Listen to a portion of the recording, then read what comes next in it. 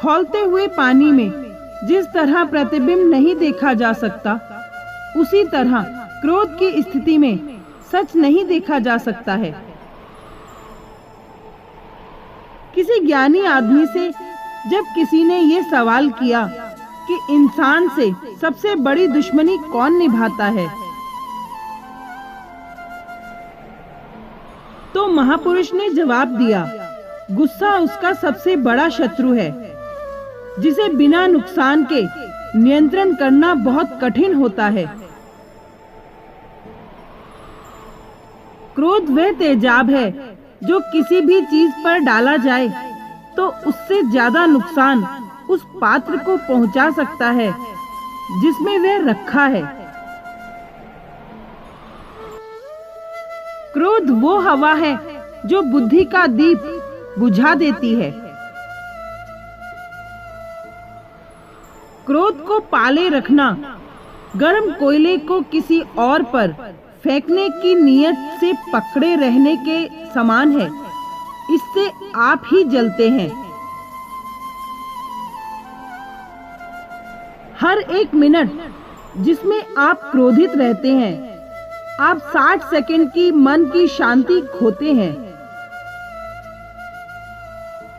भगवान श्री कृष्ण ने गीता में क्रोध के बारे में बताया है कि क्रोध से अत्यंत मूढ़ भाव उत्पन्न हो जाता है। मूढ़ भाव से स्मृति में भ्रम हो जाता है। स्मृति में भ्रम हो जाने से बुद्धि का नाश हो जाता है और बुद्धि का नाश हो जाने से मानव अपनी स्थिति से गिर जाता है।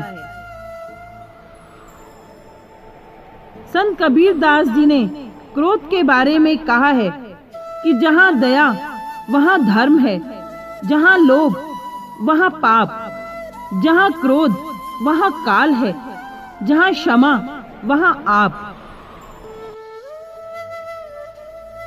क्रोध की विभिन्न किस्म होती हैं, तदनुसार उसका रूप भी अलग अलग नाम से जाना जाता है।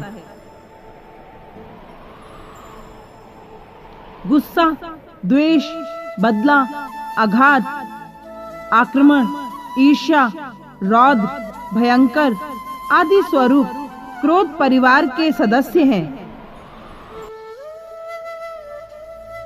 क्या आपको पता है क्रोध का पूरा खानदान है?